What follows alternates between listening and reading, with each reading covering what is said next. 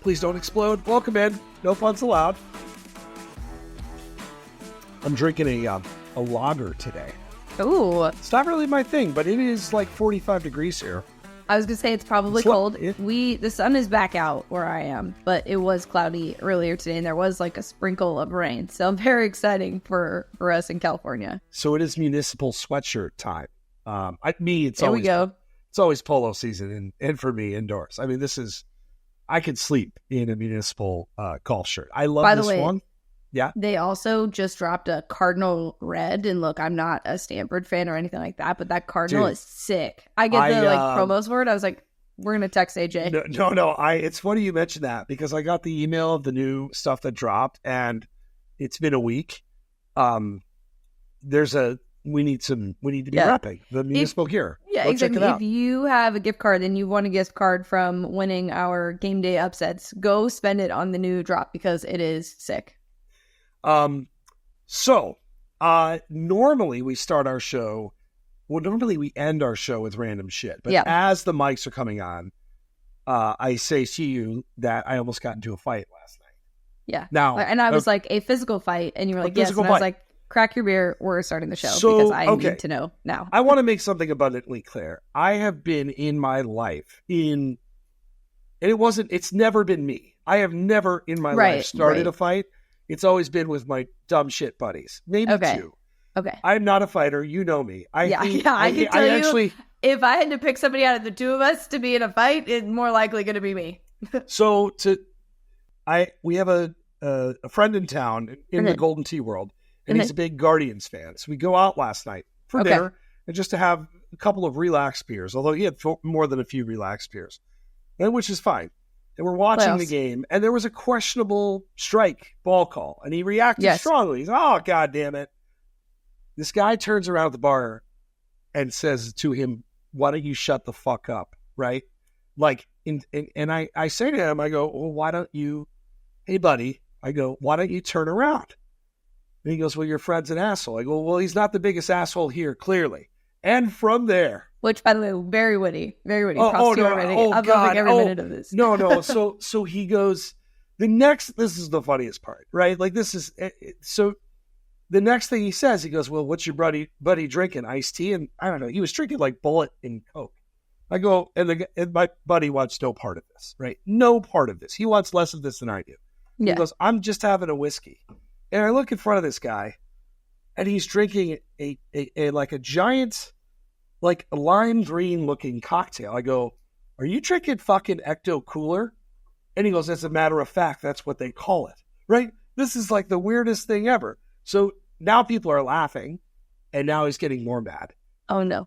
And my buddy has a hilariously, it's like the laugh of a 12-year-old boy. He giggles. He's like, and the guy goes, that's a stupid fucking laugh. And finally, I do get pissed. I go, look, turn the fuck around, eat your shitty pizza, drink your Ecto Cooler, and shut the fuck up. Shut the fuck up. He grabs his pizza. I thought he was coming over to me, and he walks right out.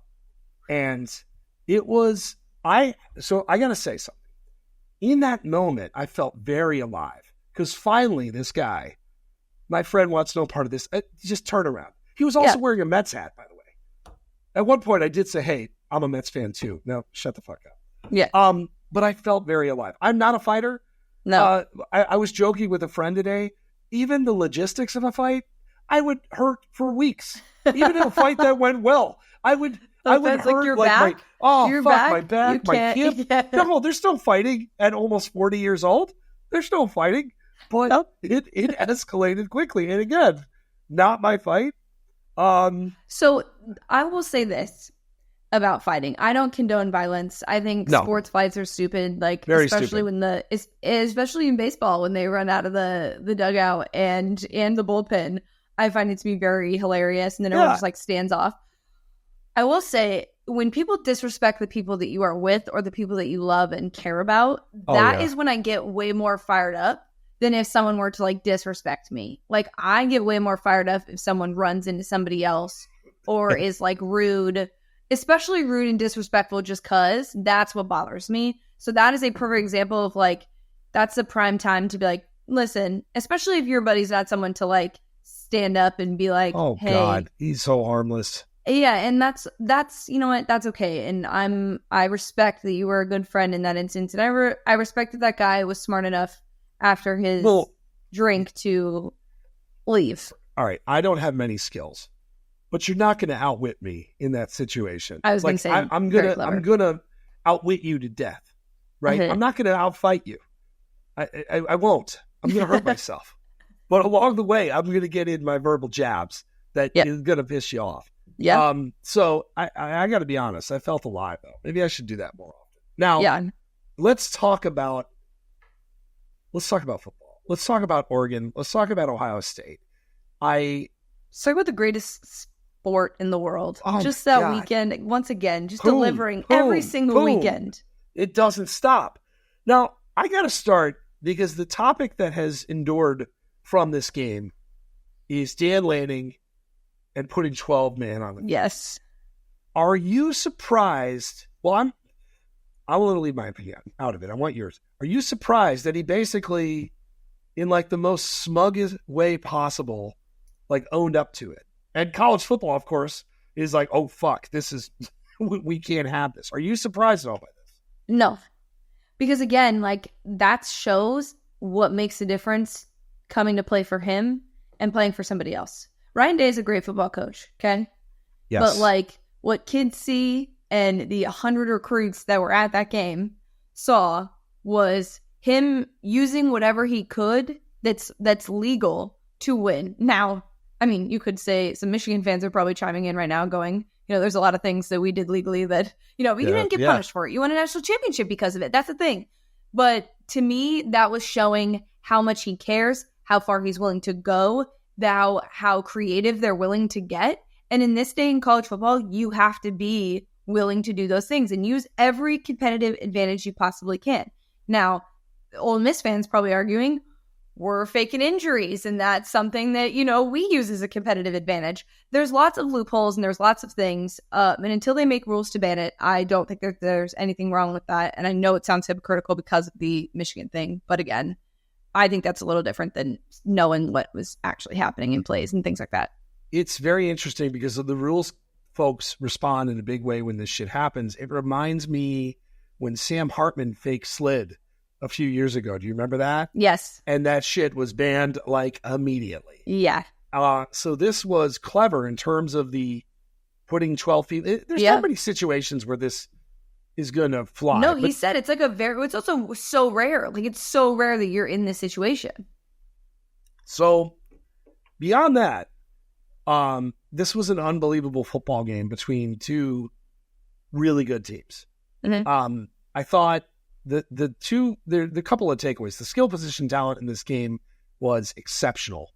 These wide receivers, the running backs, but when you look at the way Howard played at the end, and that picture, you and I have picked this team. I'm going to keep saying it, to win the national championship. I'm not changing that pick. I don't think you are either. No. The play of Howard at the end is a little concerning.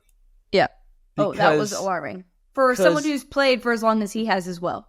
Yes. I don't know what to do with that. He played a pretty good game otherwise, by the way. He played really well.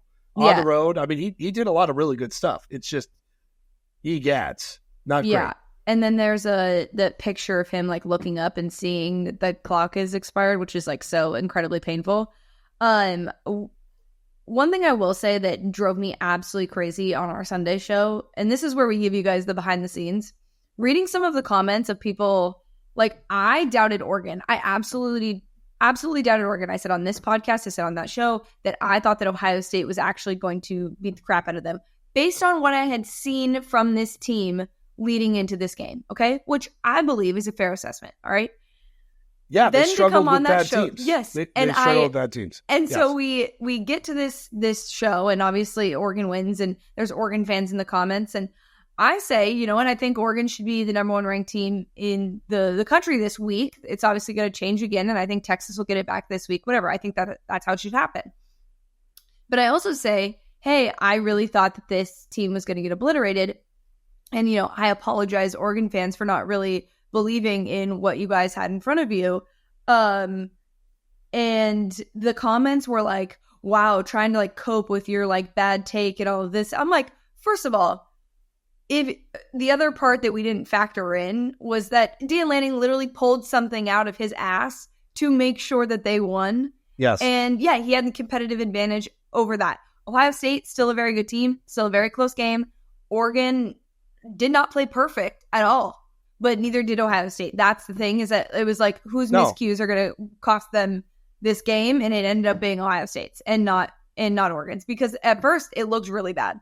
So I will say to those haters out there who are sitting in the comments, like, of which there are many, if you thought that Oregon was going to win that game handedly, or if you thought, oh, there's no way they lose this game, I'm going to call bullshit, because to me, if you watched, I'm not saying they didn't have the potential to be the team that they were on Saturday, but they have not shown it. So expecting that to happen is when they have not shown it for the first 6 weeks before that is kind of strange. So I just wanted to get that out because I was very upset with the comment section on Sunday, sort of acting like they all knew that this was the Oregon team that we were going to see take the field, and Dan Lanning's genius coaching was going to be the difference maker.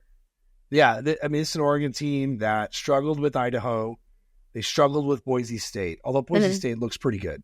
They struggled with Hawaii though this week a little bit before they covered. By the way, they've not been great, but that's what makes college football great, and it's perfectly normal to react to what you see and say, "Hey, the thing about Ohio State, to tie a bow on this, the defensive backfield was supposed to be one of the strengths of this team, and they were torched." Not only did Oregon throw for a lot of yards, there were a lot of guys just running completely free in the open field. Yeah. Not many teams can do what Oregon does on a weekly basis, especially at home. That's concerning. That is a concerning thing to keep an eye on. Yeah. Speaking of concerning, fucking weekly segment at this point, USC, Lincoln Riley, they lose to Penn State. They were up 2 touchdowns early. This is kind of becoming a thing. And God damn it, they started the season so well. You think about the win against LSU, which looks like a good win now.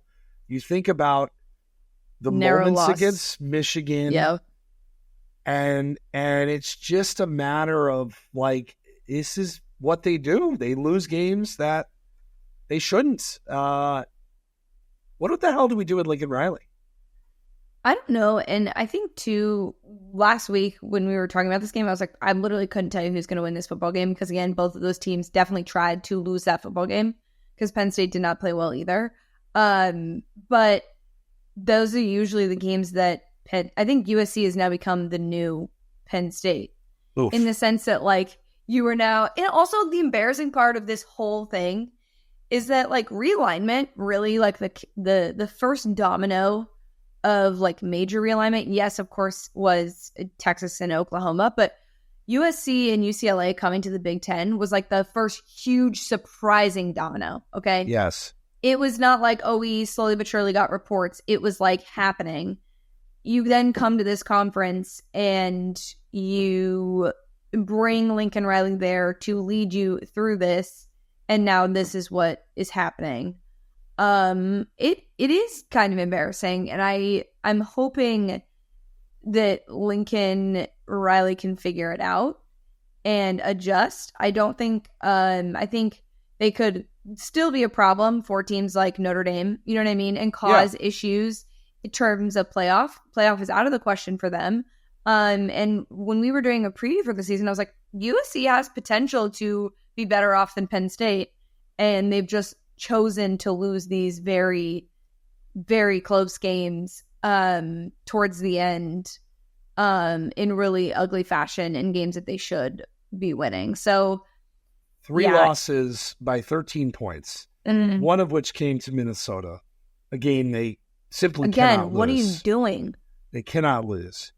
And the other part is regrouping from that too. I have thoughts on USC this week, by the way, because I think I actually think the next couple of weeks are potentially trouble, but we'll get into that. Yeah. I think now. Oh, I think this now. If Lincoln Riley's best coaching job will be able to keep this, will be mentally 100%. Keeping this team in it, mentally keeping this team in this season and not letting it spiral so bad, because that's what's going to keep your job. That's what's going to keep, because like as much as people think that he's safe, and we've even talked about this, like, you know, I don't really think he was going to be on the hot seat if he had a bad season, but if you let this spiral out of control, it will absolutely land you on the hot seat. I do want to hit one more thing before we do some mid-season check-ins, which is crazy that we're doing that, which is Cam Rising. Okay. The floor is yours again. All right. So Cam Rising attempted to play against Arizona State. He got hit on the first or second play really hard, was clearly not right, and could not throw the football. Whatever's going on with his hand or his finger, because Utah's just absolutely full of shit every time we try to get a reasonable update. And now he's out indefinitely. And there is the possibility of exploring yet another year of eligibility, which would be his 8th year. Now, I want to make something clear. He has not said this, that he wants to do this. In fact, the general vibe is that he won't do this. He should not do this. Like, I feel terrible because he's really good. And the Rose Bowl injury was horrible. His knee injury was way more serious than we thought. He missed all of last year. The kid's been through the ringer. But at some point, like, this is not, and I'm not in a position to tell a college kid don't do this, by the way. So, Cam, you want to tell me to fuck off? I'll fuck right off. But I do wonder at what point this becomes an insane activity to be participating in at the collegiate level. Like, right? Well, like, why are we doing this still? And also, why would Utah let this continue to happen? Like, if you want to be in winning an auto bid to the college football playoff, putting your eggs in his basket is not smart.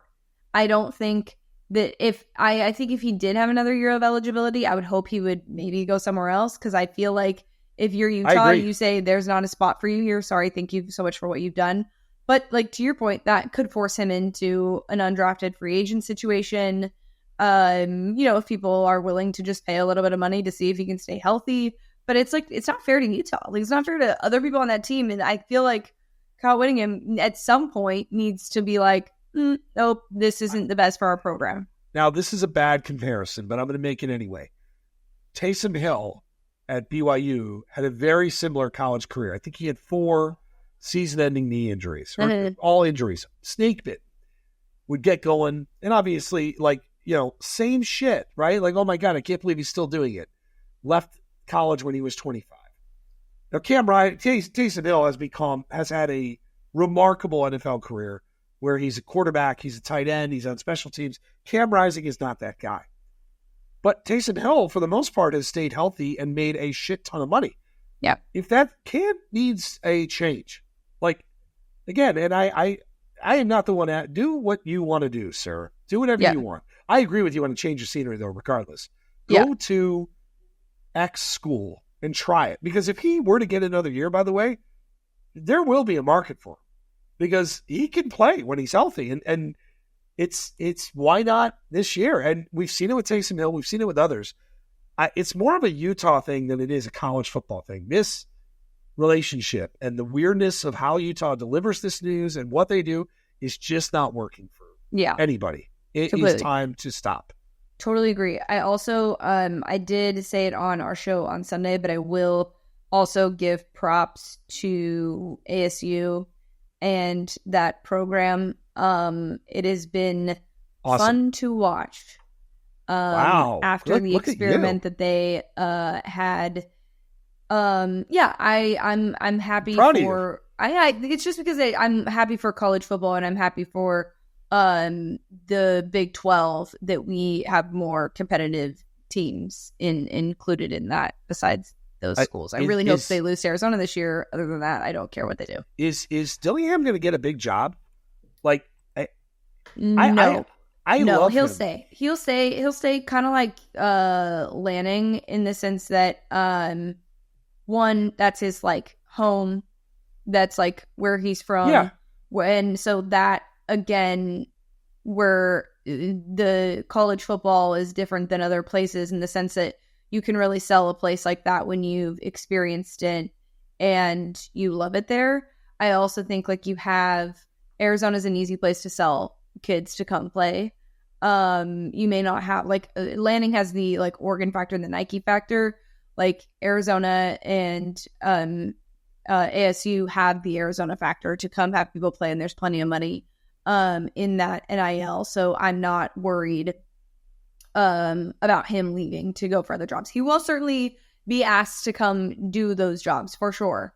But I think he ultimately stays there and kind of builds something really great, which is not necessarily great for my program, but I certainly think he stays. He is like a big kid out there who is a brilliant. He's just happy to be there. He's happy to be there. He's brilliant at what he does. Mm-hmm. He got a quarterback in Levitt who was really good.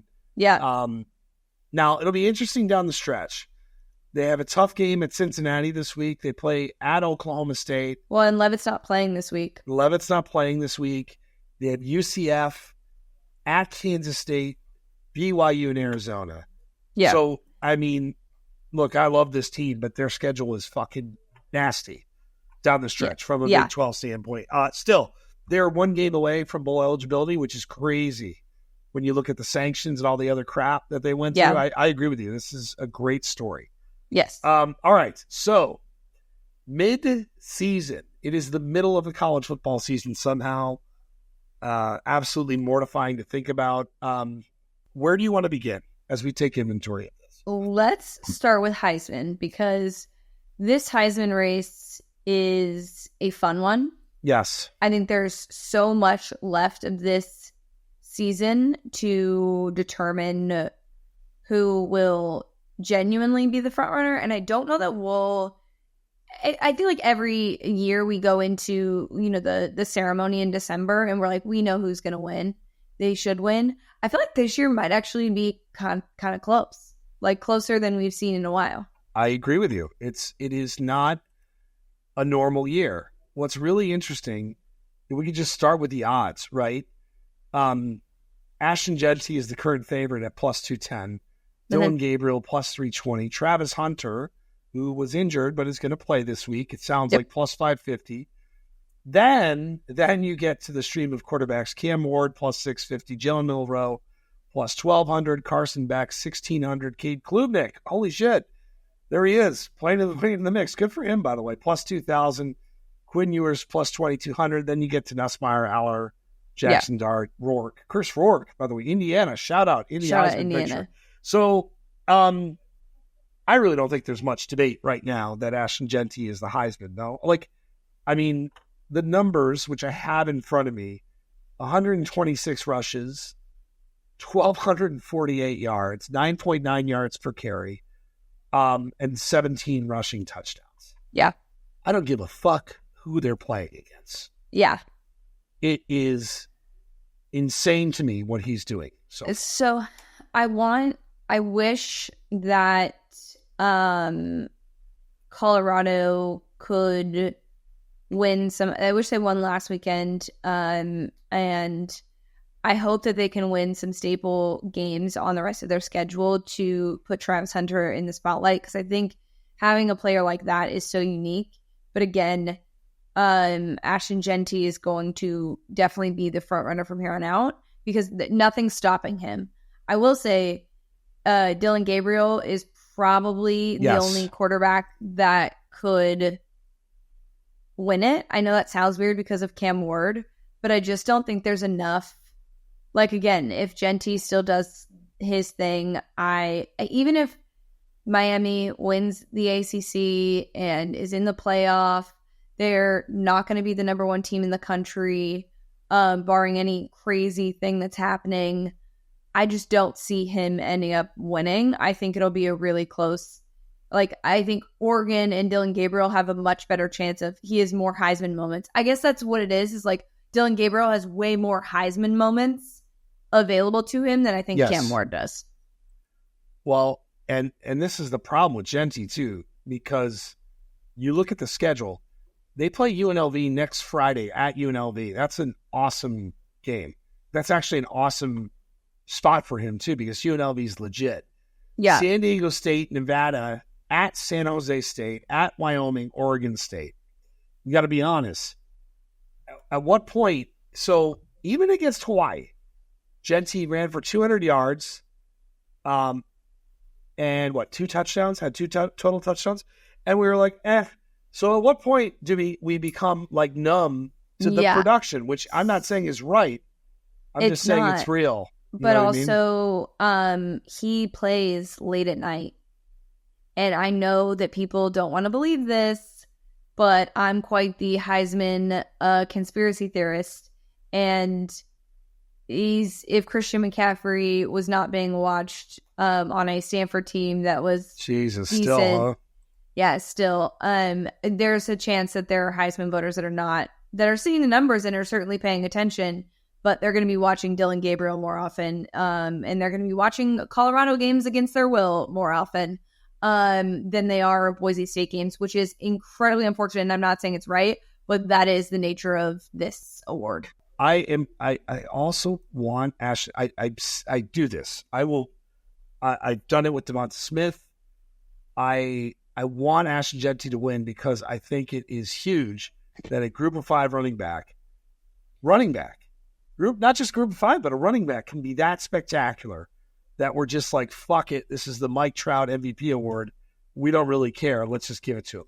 Maybe the craziest thing, Ashton Jeanty stat, by the way, I can't help myself. He's played 6 games. His longest run in each game, 54 yards, 75 yards, 64 yards, 68 yards, 70 yards, 77 yards. It is Looney Tunes. So every running back record, I don't know, catch and bury, probably not. But there are some really goofy situations. I mean, Christian did the all-purpose. Well, 1,248 yards. I mean, 2,000 if he stays healthy is like a fucking given. Yeah. I mean, right? Like if he stays healthy, everything is in front of him. I'm excited. I agree with you though, because Dylan Gabriel now has got the win, and they're going to win a lot of games. Their schedule is not that bad.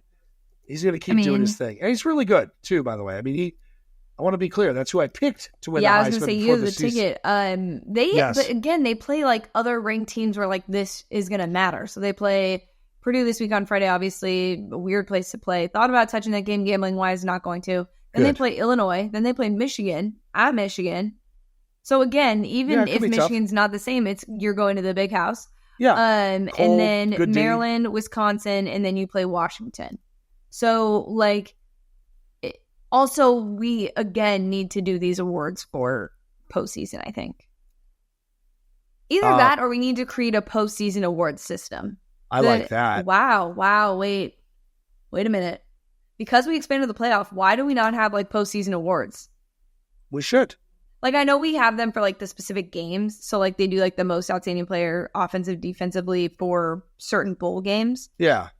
So maybe Bulls wouldn't love this, but I like the idea of like this person was the MVP of the entire college football playoff, or like Bulls have any say in things anymore. They're just there for gambling enjoyment. And we love them for that, by the way. Not a negative. Bulls still are technically what are the playoffs, so they do have some say, but those Bulls do. Yes, the those Bulls do. But there's more of them. Yes. But yeah, I think there should actually be some postseason all playoff awards, which would be sick. I agree with you. Now let's talk. I actually saw some odds, and I was going to share these with you, but you put this in the doc already. Okay. Let's talk college football playoff and I guess national championship. Let's play the game. I'm ready. All right. Now this is hard. I want to do a. No, it's not. Okay. I can already tell you how the people feel. I'm going to stop mansplaining them. I could probably give you the top 12 teams right now. Well, that part. Well, okay. If you want to go there, we can do that first, and then I'll do to make the playoff odds, because some of them are fucking hilarious. So let's. Well, isn't this to make the playoff odds like the top 12 teams? So who would make the playoff? But they don't organize it all that well.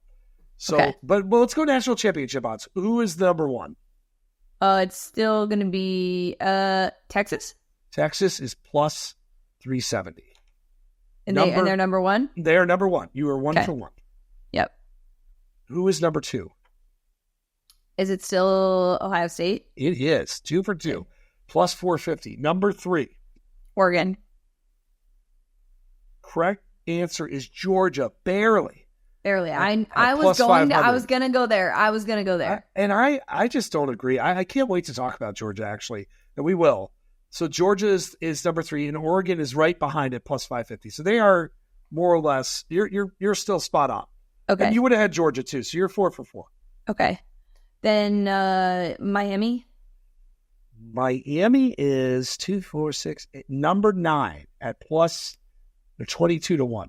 Wow. Penn State? Penn State is number 6, so you jumped 1 spot at plus 1,400. Are people still giving Alabama the... Yes, they are. Plus 900. You're doing well, by the way. All right, so you have Texas, Ohio State, Georgia, Oregon, Alabama. Can't wait to talk about them, too. Penn State. And then you've got 2 teams you're missing. How many? And you have Miami. So you have 7. Okay, so then there's going to be other... I think you're going to 2 similar colors and 2 teams that you'll get are next up. 2 similar colors. You'll know exactly what I mean when this whole when I get one of them charade plays out. Yeah. Okay, so those are they're above Miami. Number 7 and number 8 are missing, and then Miami is number 9. Clemson and Tennessee. Yeah. All right, in that order. Wow. They have Clemson above Miami? I mean, Clemson has looked fucking good. I mean, I know, but like, you know how... It's close, though. I do. Plus 1,800. Tennessee plus 2,000. So the outcome of Tennessee-Alabama this week is going to change some shit. So so honestly, that's great betting advice is like, get your odds now for whatever team you genuinely believe will, because that's going to change. If you're a big believer in Georgia, now is the time. And if you're a big believer in Texas, now is the time, because plus 370, if Texas plows Georgia, which I think they are, is probably not going to be around for a while. So we've got, okay, so you've got the top 9. Yep. Hold on, I can probably get more. I think you can. Are they teams that are undefeated right now? No, none of the teams are undefeated. So no respect for Iowa State. Iowa State is 80 to 1. They are number 14. So there's a huge jump. Iowa State's not getting any serious love to win the Natty. That's funny. Which is not surprising, but is Kansas State above Iowa State? Kansas State is right below Iowa State at plus 100. They're 110 to 1. But they're up there. They're right there. I don't think Ole Miss would still be. They are right behind Miami. What are you? This is crazy. At people have such faith in craziness. Is LSU there too? Then that's next, plus 35. Wow. So people put Ole Miss and LSU above Iowa State, and even probably Indiana. And one more team above. Actually, 2 more teams above Iowa State. But the 12th team, this one will make sense. Was State? Nope, they're down a couple of slabs here. Okay, so we had the 2 SEC teams in LSU and Ole Miss. I could see, this is an interesting one. Is it a Big Ten team? Nope. Is it an SEC team? No. You're asking a question that's probably going to throw you in a really weird direction. Yeah. Is it an ACC team? Sometimes. Oh, Notre Dame. Yeah. You're like, they're not in the conference. Well, and they are 40 to 1. I just forget about Notre Dame. Until you're in conference, I'm not going to think about you. And then the next team up, which is actually very interesting, is Texas A&M. A&M is another SEC team. Another SEC team. Wild.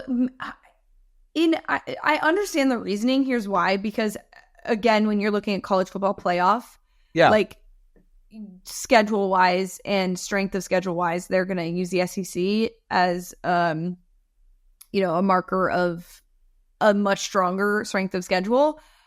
But we talked about this a little bit. Like, Big Ten teams should be getting a little bit more respect. Big 12 teams should be getting a little bit more respect in that aspect. Not the ACC. Sorry, ACC. We love you. But well, and so we don't have to do the guessing game because this is weird. I've been fascinated by these odds, though, in the 12-team playoff era to make the college football playoff. Now, there's two teams, Texas and Oregon currently. The two biggest chalks are minus 2,000 to make the college football playoff, right? Okay. Ohio State, after their loss, minus 1,200. Penn State, minus 750. I found that very interesting. Although, after going through their schedule today, I'm like, yeah, like they could even Penn State this thing. Miami, minus 230. So they still like them. Clemson, minus 175. They like them a little less. Those two will get in. Notre Dame, minus 150. I know.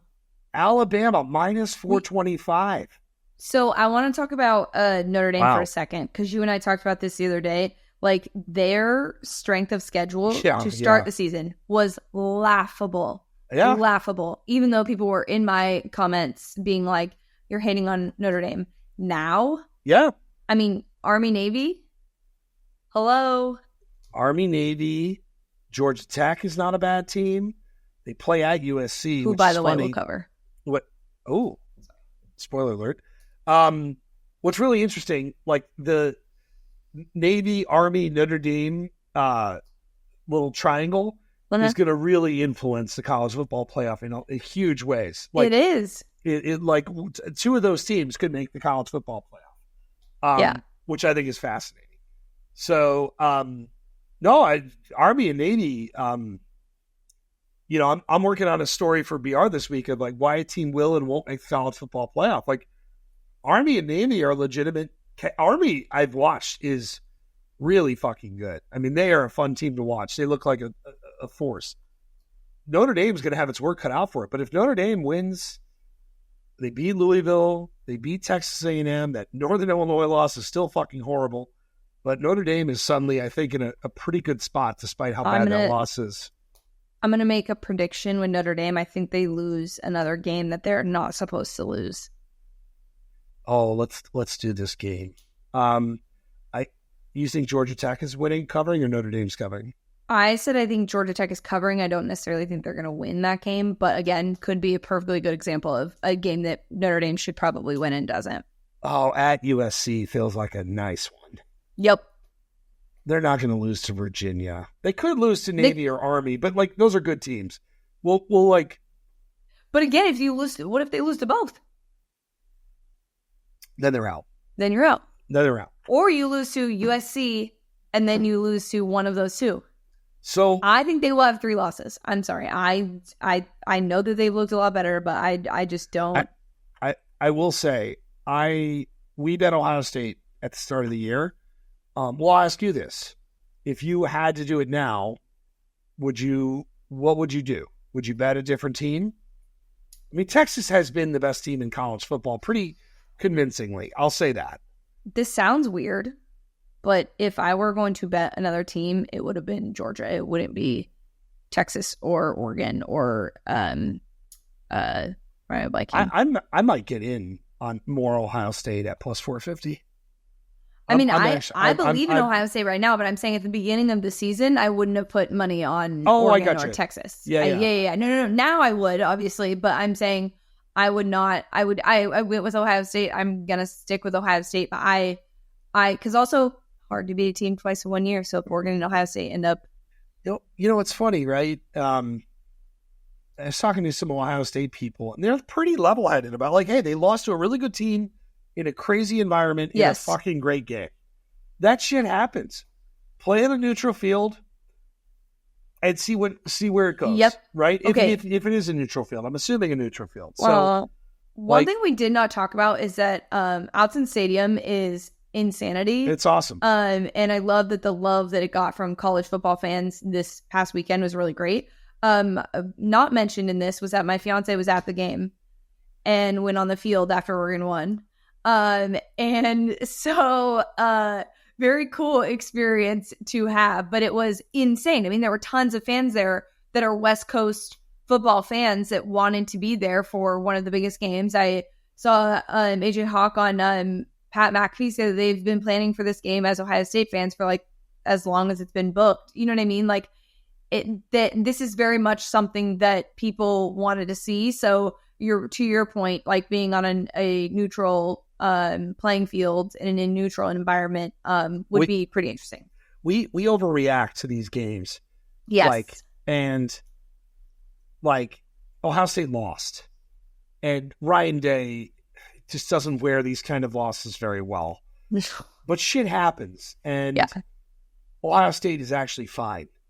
They're fine. People are really going to hate this. People are really going to hate this. This is like a perfect example of like Georgia's lost and won national championships. You know what I mean? Like, it's okay to lose. Yeah. It's just the whole 14-12 team. I don't want to do it. No, let's talk football games. Now, I have Texas and Georgia in my locks, which I think is very rare. I don't know what you're doing. I don't normally fuck. I don't fuck with these games normally in my locks. But I'm fucking with it today. I am. The way you said that. I don't. You know what's funny? I get shit from people on Twitter when I post my locks. Like, why do you pick? Just the way you phrased that was just very funny. I don't. Yeah, it's like an old guy. How do you do, fellow kids? I will say, this game, you and I have spoken a decent amount about it already this week. And I know it was Oklahoma, okay? After watching Texas's defense. I know. I genuinely think that they're going to handle business against Georgia. And look, I was wrong against Georgia 4. It's going to be a close game. It's not going to be a blowout. But that defense is very, very good in what we've seen from Carson Beck. I don't know. That's going to be very disruptive to him. Very, very disruptive. I don't disagree with you, but I will save my conclusion for locks of the week. Now, okay. I do not have a pick in Alabama, Tennessee, but I am interested because it looks like Alabama's got some steam in this game. Alabama is now, it looks like, a 3-point favorite. They're up to -3. So the line opened at 2, went to 2.5, and it's now at 3. Also been some steam in the Georgia line. We'll talk about that. Are you surprised by this at all? Like, are you surprised that people have faith in Bama? No, because they watched Tennessee almost lose to Florida. So fair. Like, what are you doing? What are you doing? We have a very good friend of ours who writes for BR in our and is in our writer sphere for Bleacher Report, who's a big Tennessee fan. He has not been to a Tennessee game in a minute and went to this game and was like, this is the worst. It's very hard to have faith in Tennessee. I think it's less about having faith in Tennessee, or less about having faith in Bama and more faith in Tennessee not showing up for this game. Tennessee has not played well in a month. Yeah. Right? Like, at Oklahoma, the Oklahoma win, in hindsight, 25-15, not great. They lost to Arkansas, who's playing some decent ball. And then you could have and should have lost to Florida. Yeah. Like, oh, man. And then you look at the rest of the season. Okay, you beat Chattanooga. You crushed NC State in a game that had a bunch of fluky shit happen. Maybe we were a little ahead of ourselves with the balls. Yep. Which is hilarious. Other games that I don't know if you have in locks, but I do. Obviously, Miami Louisville is another one you talked about. You do have that in locks? I do. Okay. Again, Notre Dame, Georgia Tech. I just never trust Notre Dame to win games they're supposed to. Kansas State, West Virginia, another one I have that Kansas State needs to win. So, all right, we can go ahead and do locks. Let's go. Yeah, then we can talk about what other fucking weird games exist. All right, me or you, or do we want to trade off? You know what? Well, we can trade off. You go first. All right, I will start. I like Louisville +5 versus Miami. I actually like this. This line has come up. It was 4 and now it's 5. As weird as that is as a gambler, I would have actually been happier if Louisville stayed at 4 because the sports books are saying, hey, bring us in the cash. Now, Louisville has broken my heart already. I bet them against SMU. They were not great. They were not particularly great against Virginia, which is what makes this line so interesting. Who is Miami, right? Miami, when you look at who they've beaten, though, Paige, okay, they crushed Florida, fine. Florida A&M, crushed. Ball State, crushed. South Florida, not very good, blowout. Should have lost against Virginia Tech. They should have lost against Cal. Louisville is the best team of those three, even though Louisville hasn't exactly looked like it at some point. Braum is a really good coach. This is a major coaching mismatch. Let's just be honest. Braum is a much, much better coach. This is a Braum win more than anything. I actually think Louisville wins this game outright. Miami gets it out. So they cover the 5, and I like him on the money line too. Okay, well, I'm going against you, and I have Miami -5. Jesus Christ. I just was waiting for you to finish, and I was letting you do your whole spiel and get it out. Yep, nope, I'm taking Miami. Well, we'll just move on, and I'll just... Yep. Arkansas, +3 against LSU. I like that. Okay, so LSU, I did bet on them last week. They won me money. It was fun. They did not lead that game against Ole Miss until they won, which is crazy. Ole Miss did some really dumb shit. Arkansas is playing some ball. Arkansas is playing some ball. I want this so bad. I want this upset so bad. This is going to be about as red of fucking Brian Kelly face as you get all year. Yep. I really think Arkansas is in a great position to take advantage of an LSU team that, after a huge win, is probably going to have a bit of a letdown. Yeah, I like that a lot. If I had to tail any pick, that would be it. I'm taking Missouri -4.5 versus Auburn. It's at Missouri. Auburn's not good. I don't know why. I don't know why the line is what it is. But 4.5 is just ridiculous. I know Missouri has not looked great, but yeah, Auburn's bad. I agree with that you. That is a Missouri win. We are fine. I am going to do the thing again where I bet West Virginia at home. Under the same circumstances. They're +3 versus Kansas State. West Virginia came out, was up 7-0 against Iowa State. That game was looking very good. I had a really good week, like locks of the week for Bleacher Report. Like finally had a good week last week. And I was like, holy shit, can we run the table? And then West Virginia threw 2 terrible interceptions and just shit the bed against Iowa State. Kansas State had a weird week.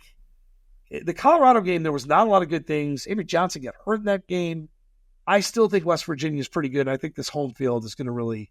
I think Kansas State's going to be shook in this survival. This is one of my favorite plays of the week. West Virginia, we're doing the bullshit again. Yes. I'm going to take South Carolina +1.5 versus Oklahoma. I like that. South Carolina's been in so many close games that they could have won. I really like them versus Oklahoma because Oklahoma is not a good football team. Sorry, Oklahoma. This is that's a mess of a game in the best possible way. And actually, I forgot I put this in my main locks. So I'm going to take Florida State. I'm going to do them +3 versus Duke. It's fair. Brock Glenn, when he played against Clemson, actually played pretty well for Florida State. They looked a lot better. I think Duke is full of shit. They have one loss. Florida State can't buy it. It's a Friday night game. It's the perfect Friday night game. Florida State, I've bet them a couple of times this year, and I believe them 0 for whatever. They're going to win this game. It's not going to be pretty. It's not going to be fun, but Florida State +3. And again, I like them outright. I took Georgia Tech +12 -Notre Dame. So we already discussed. Are you surprised that spread is as big as it is? Like it's a Yep. Georgia Tech is good. Yeah, I think that I think it'll be certainly less than 12 points. I don't necessarily I'm not fully betting the Georgia Tech money line, but I will take the points. Last but not least, Texas -4, -5, minus whatever against Georgia. I like that. Minus whatever. Texas Open is a 3.5-point favorite. I loved it then. So did a lot of people. So the line has come up, and the books are not holding back. They're just moving the line. I don't think Georgia has the goods. I think this environment's a mess. I think Texas defense, you hit on it. Number 1 defense in college football right now. And Quinn Ewers, who didn't play a great game, is going to be fine. I don't think Georgia gave up 31 points to Mississippi State, who's fucking trash. I mean, this is double digits. This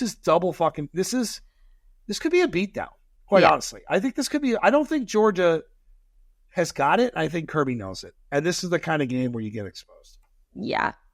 So a very, very gross bet that I am making is Michigan, Illinois over 43.5 points. Why do you do this to yourself? I don't know. I honestly, it's actually kind of embarrassing that I'm doing this to myself. I should just take the under like a normal person, but for some reason, I just really want that over. It's low. It's low-hanging fruit. It's kind of like Iowa unders. You know what I mean? Like, it's just low-hanging fruit, I think. What? You mean Iowa, fresh off a 40 burger? Yeah, congratulations. I'm betting against Iowa this weekend, by the way. Wow. I like Michigan State plus 5.5. There's only one other game, a little bonus lock, because we talked about it earlier. I really like Maryland plus 7.5 against USC. This is like danger zone. It's like a sleepy game. Like it just seems like trouble. You lose a heartbreaker, and then you got to go to Maryland. At least it's not 11 a.m. game or a noon game. It's in the afternoon. I think this is where USC starts to like completely fall apart. All right. Sorry, Lincoln. Well, there are locks of the week. What do we got for any other random shit? I know you had a birthday party for Olivia and a sleepover. How did the neon party go? The neon party went very well. I had 10 girls sleep over at my house. 10, 9, and or 10-year-olds or younger. They were, first off, girls are so much better than boys on this front. Okay? Like, truly. They're polite. They're not as loud. They can be loud, but they were very pleasant. If this were my boys, having boys over, it would be like Lord of the fucking Flies. Yeah. There. Have you seen the Tom Segura stand up about that? It's literally true. That. So we did the thing, and it is my daughter's birthday. It's the month of birthdays. You got when is your birthday's what? Early next week? Monday next week. The earliest of early. So, well, happy early birthday to you from me and all of our faithful listeners. My other random shit is I'm currently unable to access my Twitter account. So, So, all right.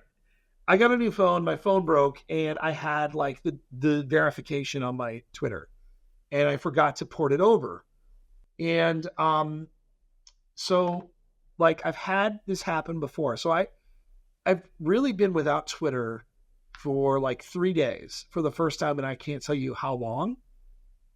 All right, a couple observations. A, I realized how much I rely on Twitter for information. Just information, camaraderie, community, news, all that shit.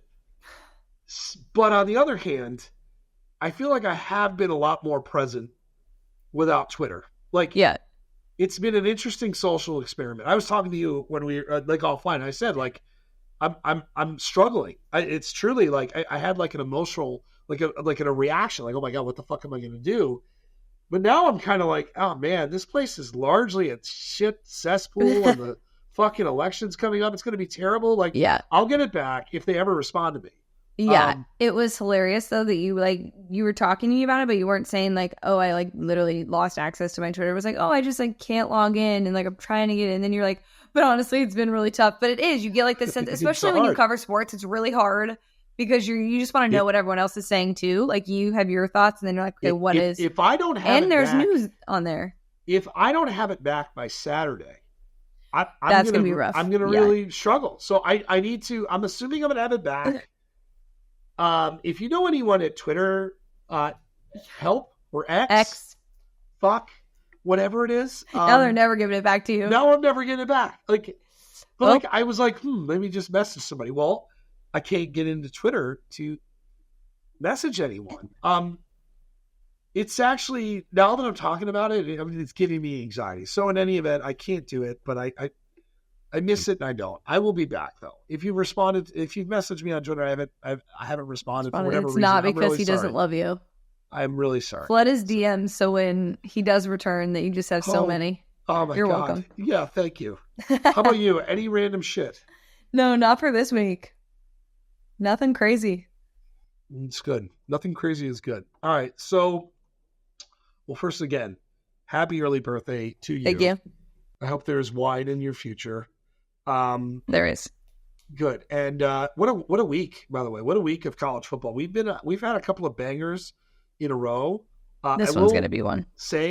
Come join us on Sunday at, what time is it? It's 11 Pacific. It's 1 Central, 2 Eastern. We covered the time. It's going to be, we've had a lot of fun breaking down the AP poll. And officially, on Tuesday nights, come playoff time, you and I will be doing BR's playoff reaction show, which is basically the AP poll on steroids. I love that show because it becomes scenarios and it's a much different show than fuck the AP voters, although we can do that with the committee as well. Yes. So in the meantime, we've got a couple AP poll reaction shows left. Come join us on Sunday for extended no punts. But for Paige, I'm Adam. We'll talk to you guys next week.